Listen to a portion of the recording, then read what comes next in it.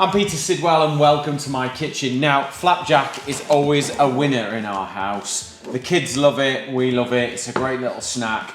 This recipe is a real basic beginners, but I think it's one that's really important to have in your sort of war chest of recipes because you can then add all kinds of different things to it. So previously I've added like pumpkin seeds and blueberries and made it a little bit more healthier.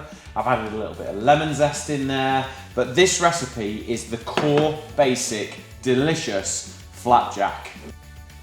First thing you need to do is weigh out your butter. I'm using Taylor's touchless tare scales here. They are brilliant because you can add the ingredient in, wave your hand across the center and it zeros, and then in with 125 grams of caster sugar and 125 grams of brown sugar. Take all three of those ingredients and put into a nice big pan. I'm using the shallow MasterClass cast aluminium non-stick pans. They are brilliant. I use them for nearly everything. And then in with 6 tablespoons of golden syrup.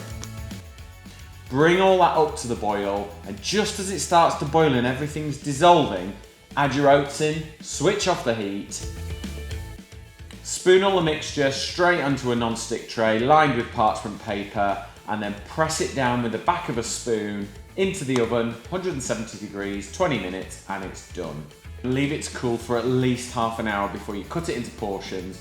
Pop it in an airtight container when it's cool, and it will keep for at least a week.